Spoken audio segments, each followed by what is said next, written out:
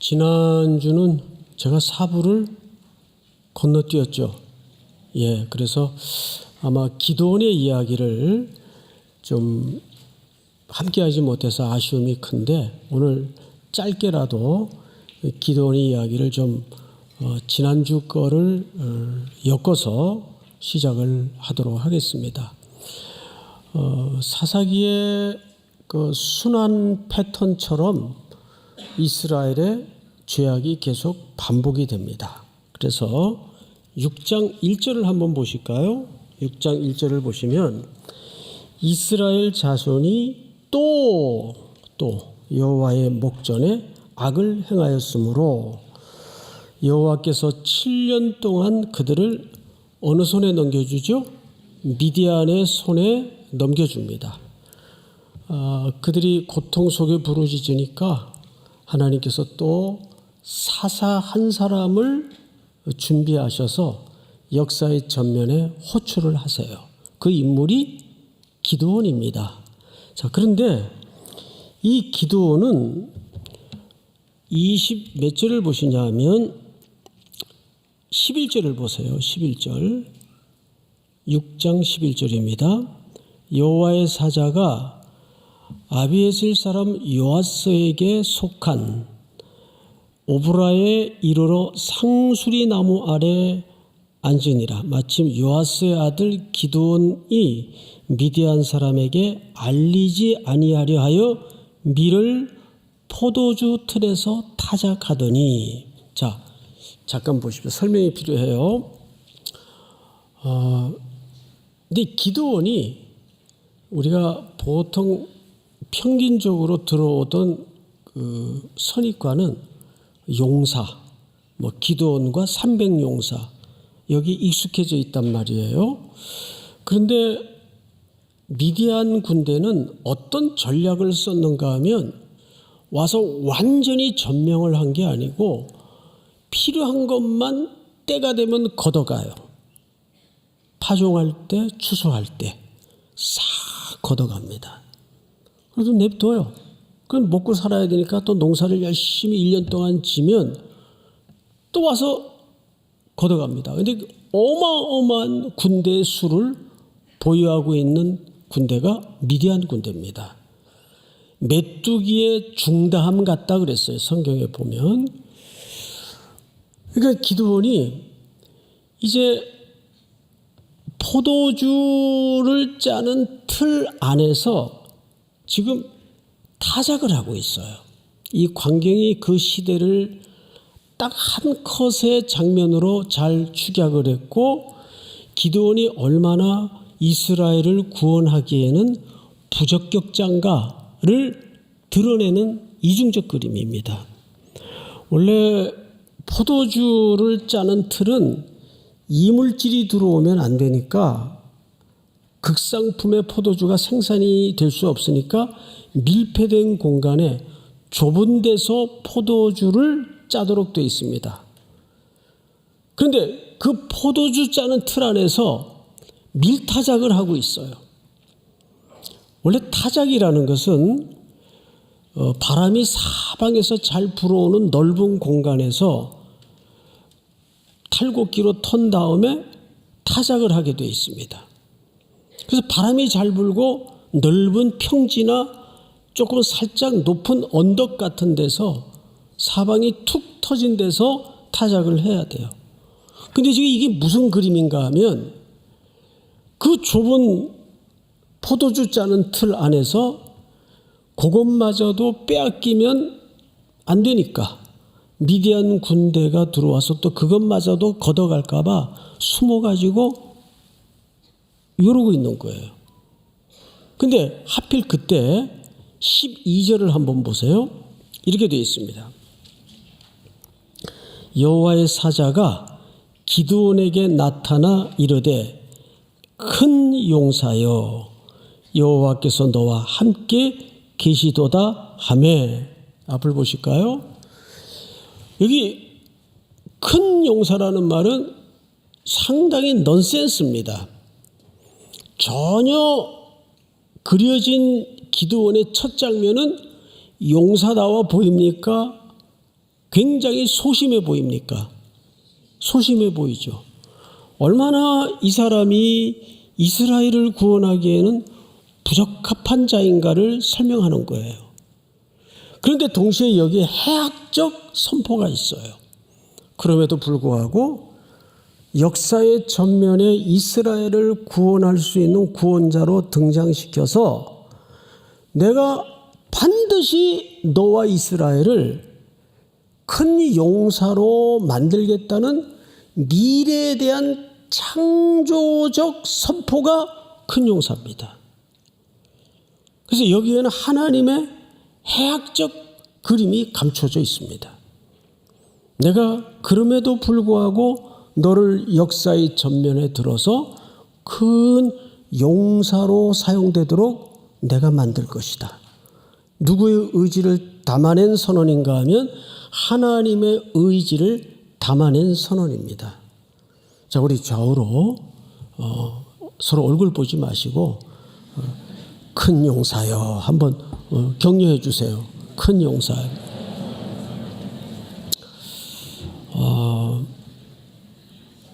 이 선언에는 지금 비록 나는 오그라들고 있고 쫄아 있고 뭔가 눌려 있고 내가 갖추온 어떤 컨디션을 보면 뭔가 하기에는 준비도 안 될 것 같고 약해요.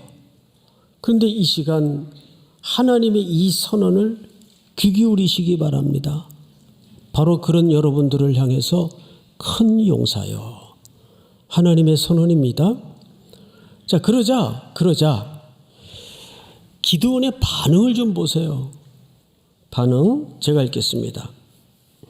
기드온이 그에게 대답하되 오 나의 주여 여호와께서 우리와 함께 계시면 어찌하여 이 모든 일이 우리에게 일어났나이까. 또 우리 조상들이 일찍이 우리에게 이르기를 여호와께서 우리를 애굽에서 올라오게 하신 것이 아니냐 한 그 모든 이적이 어디 있나이까. 이제 여호와께서 우리를 버리사 미디안의 손에 우리를 넘겨 주셨나이다 하니. 자, 이건 사실상 대드는 겁니다. 여호와의 사자에게 이렇게 얘기하는 거예요. 날 보고 큰 용사라고요? 놀리지 마세요. 정말 하나님이 살아계셨다면 어떻게 이 민족을 미디안 군대에 넘기셔서 이런 치욕을 겪게 하고 이런 고통을 겪도록 그냥 버려두시겠습니까? 옛날에 우리 조상들을 애굽에서 꺼내낼 때 펼치셨던 그 놀라운 이적들은 어디 간 겁니까? 이거는 사실상 하나님 앞에 대드는 거예요. 그러자 하나님이 재밌는 반응을 여호와의 사자를 통해 해 주십니다. 다음 절 볼까요?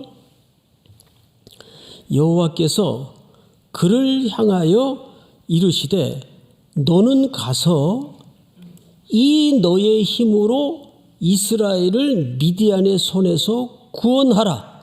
내가 너를 보낸 것이 아니냐 하시니라. 자, 여기 주목할 것이 뭐냐? 이 너의 힘으로. 자, 그러면 여기서 말하고자 하는 이 너의 힘이 도대체 무슨 힘이냐 그 말이에요. 이걸 보통 절망의 힘이라고 얘기합니다. 절망의 힘. 무슨 뜻인가 하면 기드온이 지금 이렇게 대드는 거예요. 하나님 웃기지 마세요. 하나님이 살아계셨다면 나 지금 거의 죽게 생겼는데 이렇게 두시는 게 맞습니까? 이게 사실 대드는 거예요. 그러면 여호와의 사자가 거기에 대꾸한 이 본질이 뭐예요? 너 그렇게 대들 힘이 있으면 가서 이스라엘을 구원해라. 여러분, 대드는 게 신앙입니다. 이걸 보통 절망의 힘이라고 얘기합니다. 어느 형제가 마포대교에서 신발을 벗고 뛰어내릴까 말까 머뭇거리는 거를 제가 봤어요. 예를 드는 겁니다. 예? 그래서 제가 차를 타고 가다가 놀래가지고 달려가서 허리춤을 붙잡고 너 미쳤니 이놈의 자식아. 이게 무슨 짓이야. 아직 시퍼렇게 젊은 녀석이. 앉아봐. 이러면 안 되지. 그랬더니 아저씨가 나 책임질 거예요. 냅둬요. 내 마음대로 하게. 대들어요. 그럼 제가 그때 뭐라 그러죠? 너 이놈아 그렇게 나한테 대들 힘 있으면 그 힘으로 살 생각을 해 이놈아. 야단을 칠 수 있죠. 이게 무슨 힘이에요? 절망의 힘이에요. 근데 이상하죠? 하나님은 그 절망의 힘, 그 밑바닥을 친 우리 그런 생각을 가지면 안 되겠지만 너무 힘들 때는 뭐 젊은이고 나이가 든 사람이고 그런 생각을 가끔씩 한두 번 안 해본 사람이 어디 있겠어요. 그때 하나님께서는 그렇게 밑바닥 시면의 끝까지 가본 그 절망한 사람을 통해서 하나님의 구원과 일하심을 드러내시는 겁니다. 이걸 우리는 절망의 힘이라고 얘기합니다.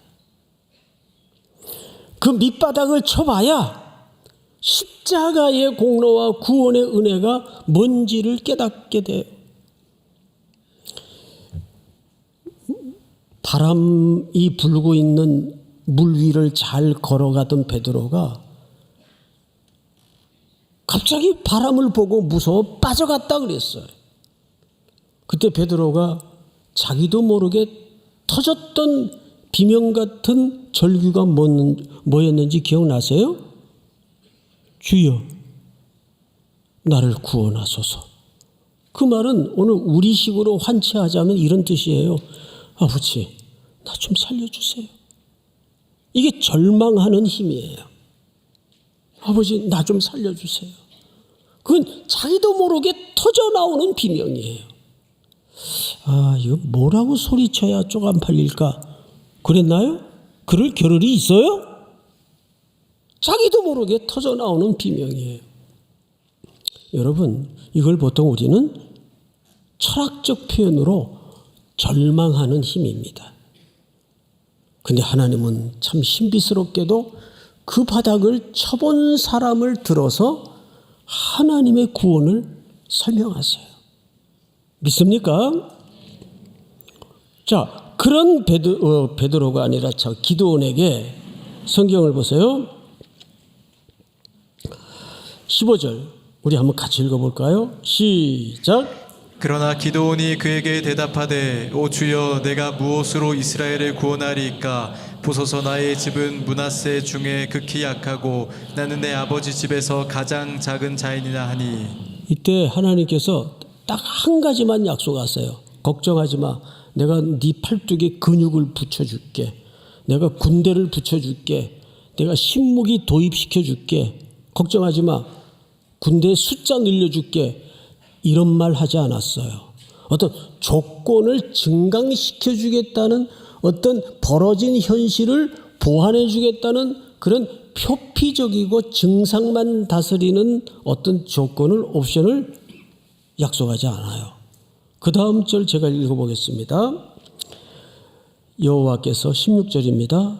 그에게 이르시되 내가 반드시 너와 함께 하리니 네가 미디안 사람 치기를 한 사람을 치듯 하리라 하시니라. 아멘. 하나님의 약속은 뭐였어요? 걱정하지 마. 내가 군대 더 보태줄게. 전차 동원시켜줄게. 아니고 내가 함께 하겠다.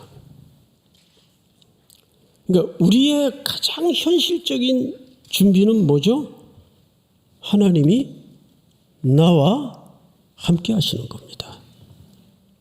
여러분들이 살면서 이것도 좀 하나님이 도와줬으면 좋겠고 저것도 좀 하나님이 도와줬으면 좋겠고 근데 그런 옵션들이 우리 신앙의 사실 본질이 아니에요.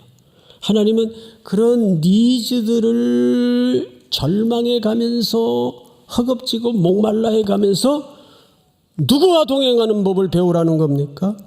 하나님과 동행하는 법을 배우라는 거예요. 그러니까 빈말이 아니라 하나님이 현실이 돼야 됩니다. 그래서 우리 기독교인들은 하나님 외에 어떤 대안도 갖지 말아야 돼요. 하나님이 대안이에요. 하나님이 현실이고. 그래서 신앙은 밸런스 게임이 아니라 그랬어요. 신앙은 합리적인 것도 아니라 그랬어요. 그냥 하나님께 엎어지는 거예요. 올인하는 거예요. 믿으십니까? 자, 이제 지난 시간의 스토리를 이 정도 하고 오늘 6장으로 건너가서 25절을 보세요. 25절. 그날 밤에 여호와께서 기드온에게 이르시되 네 아버지에게 있는 수소 곧 7년 된 둘째 수소를 끌어오고 네 아버지에게 있는 바알의 제단을 헐며 그의 곁에 아세라상을 찍고. 우리 26절 한번 같이 읽읍시다. 시작. 또 이 산성 꼭대기에 내 하나님 여호와를 위하여 규례대로 한 제단을 쌓고 그 둘째 수소를 잡아 내가 찍은 아세라 나무로 번제를 드리지니라 하시니라. 두 가지를 명령했어요. 먼저 네 아버지 집에 바알의 주상과 아세라 목상을 찍어라. 파괴해라 그 말이에요. 이상하지 않습니까? 지금 기드온의 이스라엘 공동체의 최고의 현실적인 문제는 미디안이 연합군을 조직해서 코앞에 진을 치고 다 털어가는 거예요. 공격에 들어와 있습니다. 그럼 방금 말씀드린 것처럼 그거를 타개할 수 있는, 극복할 수 있는 어떤 옵션을 증강시켜 주시거나 보강시켜 주시는 것이 아니라 뜻밖에도 전혀 다른 얘기를 하세요. 먼저 네 아버지 집에 우상을 다 찍어라. 무너뜨려라. 내부적인 문제를 말씀하십니다. 여기가 우리의 생각과 하나님의 이해가 다른 지점이에요. 우리는 당장 군대 수도 좀 많았으면 좋겠고 이것도 좀 보강이 됐으면 좋겠고 이것도 좀 도와줬으면 좋겠던 것이 우리 현실적인 필요였다면 하나님은 전혀 그 원인이 딴 데 있다는 걸 말하고 있는 거예요. 먼저 네 내부에 그 우상을 찍어내라. 무너뜨려라. 자, 이 얘기를 하게 된 이유를 잠깐 역사의 맥락과 시대적 맥락에서 설명이 필요합니다. 가나안은 농경사회였습니다. 그러다 보니까 인간이 뭔가 만들어내서 조건을 갖추기는 절대 불가능해요. 농경사회는 하늘만 쳐다봐야 돼요. 태양이 떠야 되고 해가 또는 져야 되고 그래서 태양을 주관하는 바알 신이 있었어요. 그 아내가 되는 신이 아세라 신입니다. 이 신은 풍우대장을 주관하세요. 비, 구름, 습도 이런 것들을 주관하는 신이 그 아내인 아세라 신입니다. 항상 농경사회의 일상을 살아가는 사람들은 늘 사고 구조가 하늘만 쳐다보게 돼 있어요. 그러니까 불안해요. 고대시대에 언제 비가 올지, 언제 추위가 갑자기 닥칠지 알 수가 없잖아요. 그래서 그 불안한 미래를 담보해 줄 신을 만들기 시작합니다. 그게 바알과 아세라 신입니다. 그러니까 그 신은 결국 누가 만든 거예요? 사람이 만든 거예요. 그러니까 왜 사람들이 우상에 매몰되는가 하면 불안해서 그래요. 사실은.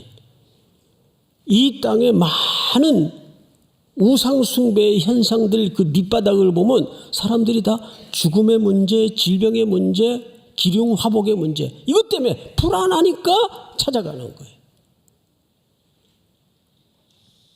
그런데 지금 보세요. 가나안 땅에 들어가서 정착하기 시작한 이스라엘도 자기들도 모르는 사이에 가나안화 되어가고 있는 거예요. 지금 누구의 집에 우상을 섬기고 있습니까? 기드온의 집에, 이스라엘 족속 집에 그 우상들이 떡하니 주인 노릇을 하고 있어요. 이게 뭐죠? 혼합주의입니다. 혼합주의는 비슷한 게 아니라 조금 섞여 있는 게 아니라 불신앙입니다. 비슷한 건 다른 거예요. 근데 오늘날에도 종교 현상 중에 가장 걷어내야 될 무서운 죄가 혼합주의입니다. 예능이라는 이름으로, 문화라는 명목으로 온갖 매체에 이런 것들이 익숙하게 자꾸 출연이 되고 등장을 하면서 예능인데 뭐 이거 하나의 문화잖아. 그래서 우리 정서에 어느새 이렇게 친밀감을 갖도록 이미 굳어져 있어요. 그래서 TV에 여러 예능 프로에 자주 나오는 타로, 뭐 점치는 거, 무당, 굿, 관상, 어느 것 하나도 우리 기독교인들이 비슷하게라도 흉내내서는 안 됩니다. 그렇게 기독교인들이 많이 찾아온다 그래요. 그 업자들 얘기를 들어보면. 설마가 아니에요. 교회 권사님들도 오시고 목사님 사모님들도 오시고 리얼입니다. 리얼. 그러니 뭐 일반 성도들이야 왜 안이 가겠습니까? 가는 거예요. 불안하니까. 이게 혼합주의의 시작이고 혼합주의는 정확하게 섞여 있는 게 아니라 불신앙입니다. 그러니까 이스라엘의 진짜 문제는 여기서부터 시작이 된 거예요. 그들이 하나님의 목전에서 악을 행하니까 그들을 고치기 위해서 미디안에게 이스라엘을 7년 동안을 넘겨준 거예요. 그러니까 외부에 벌어진 어떤 상황이 진짜 근본적인 문제가 아니라 뭐가 문제라는 겁니까?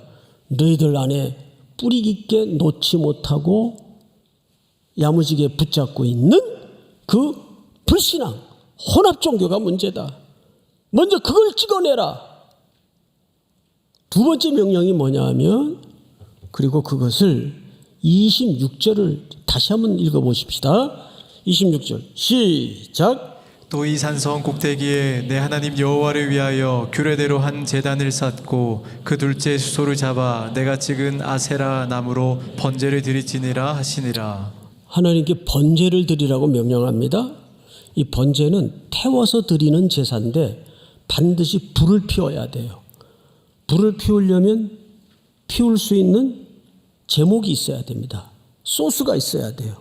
뭘로 그거 삼으라는 겁니까? 우상을 찍어낸 그 나무 조각으로 하나님의 태워서 드리는 번제의 불쏘시개로 삼으라는 거예요. 이 무슨 뜻인지 아세요?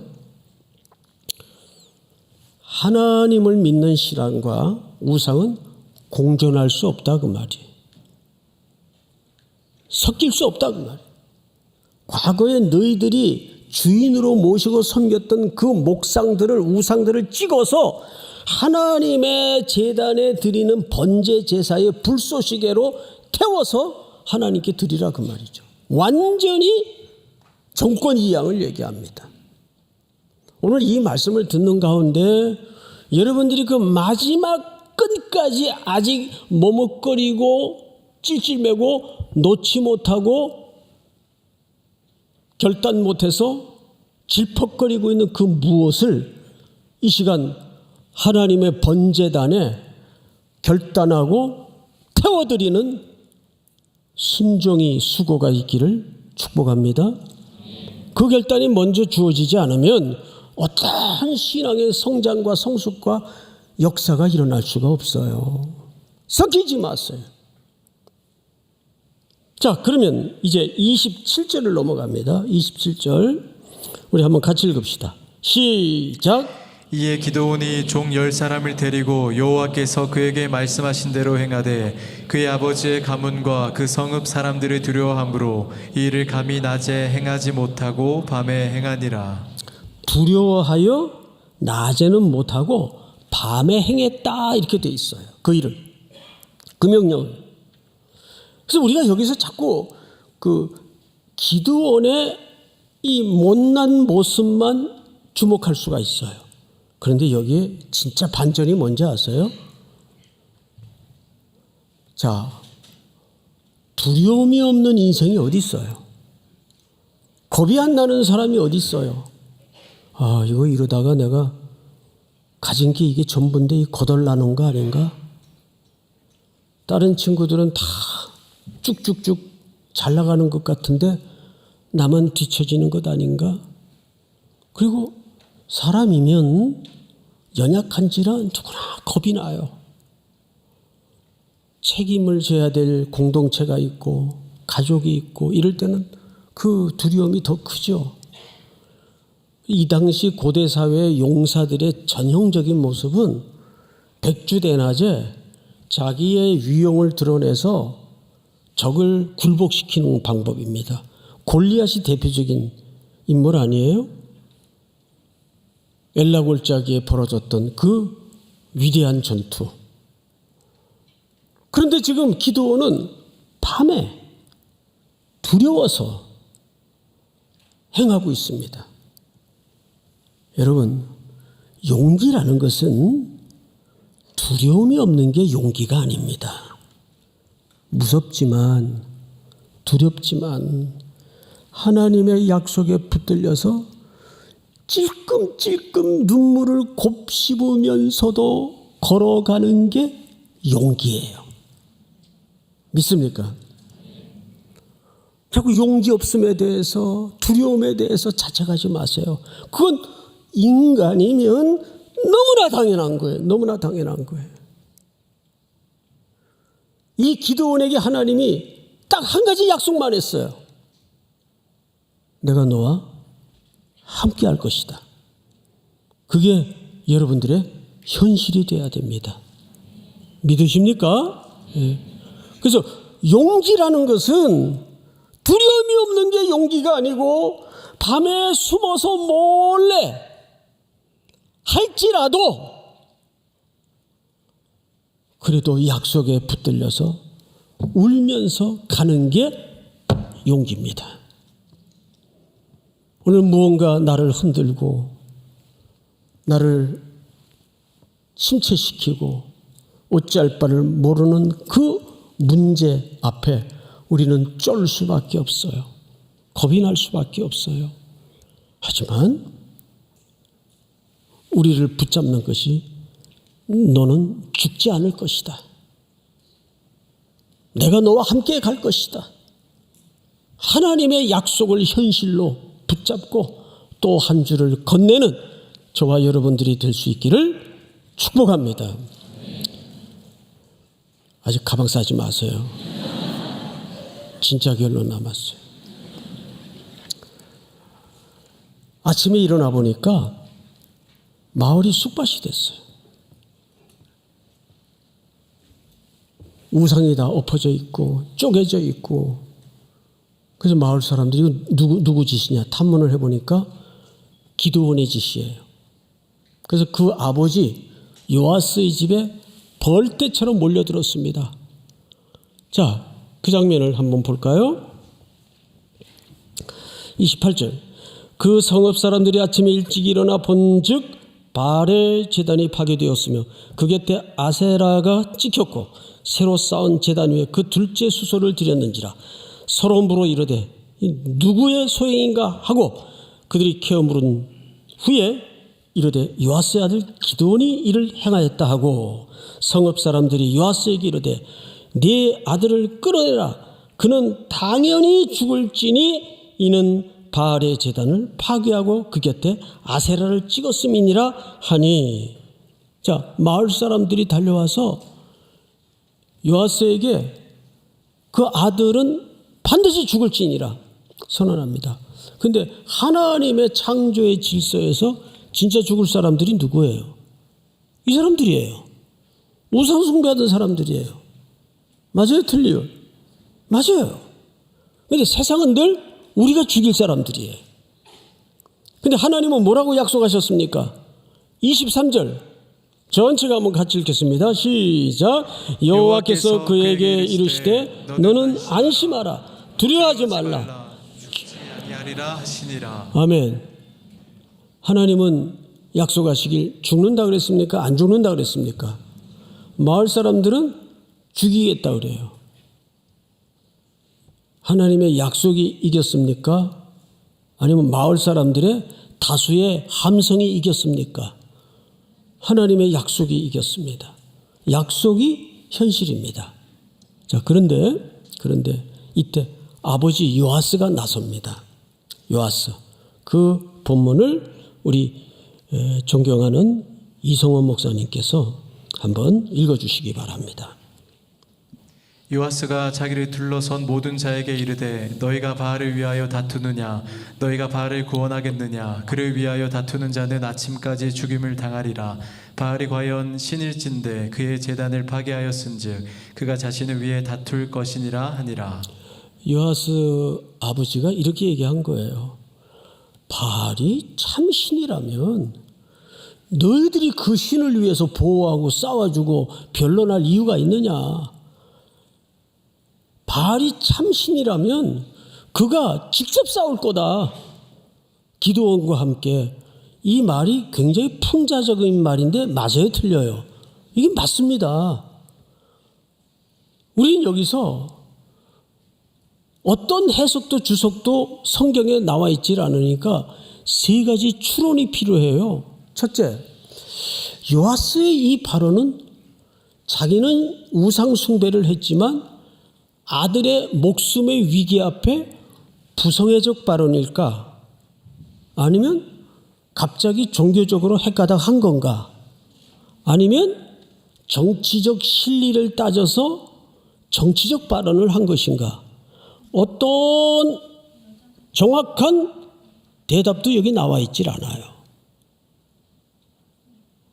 어느 쪽 같아요? 정치적 발언일까요? 부성애적 발언일까요? 종교적 발언일까요? 모호해요. 그래서 오늘 말씀의 제목이 하나님의 심오한, 또 다른 말로는 모호한, 뭐죠? 모순. 굉장히 모순이죠. 이 상황 자체가. 근데 이 세 가지 질문에 대한 해답은 성경에 없어요. 굉장히 모호해요. 그런데 더 중요한 높은 의미가 여기 툭 불거집니다. 그럼에도 불구하고 이 모호한 요아스의 발언 속에서도 해답을 찾을 수 없지만 놀랍게도 하나님은 이스라엘을 구원하기 위해서 하나님의 일을 하고 계신다는 사실입니다. 여러분, 이게 왜 인생을 살면서 중요한지 아세요? 우리가 직장 생활을 하든지 또 개인적인 관계 속에서 인생의 시간표에 놓여지는 일들을 보면 우리가 수학 시간에 딱 계산해서 답이 떨어지듯 그렇게 답이 안 나오는 게 거의 대부분이에요. 하필 우리 부서에 저 사람을 보냈을까? 그 사람이 오고 나서 너무 힘들어요. 그런데 나중에 먼 훗날 돌아 그때 그 시간을 반추해 보면 그 사람이 내 인생에 꼭 손해만 끼쳤던 것이 아닌 것이 훗날 드러날 때가 있어요.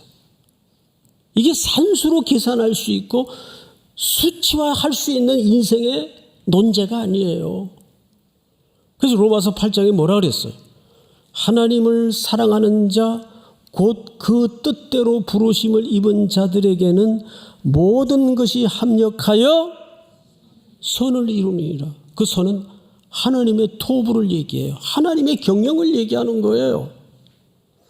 우리가 살면서 젊은 날 모함이 더 많죠. 인생은 어느 정도 이제 저처럼 이제 70이 다 된 나이쯤 되면 예측이 대충 될 때가 있어. 아, 이렇게 되겠다 결국은. 그러면 사실 경험치의 결말로 봐서 그렇게 되더라고요.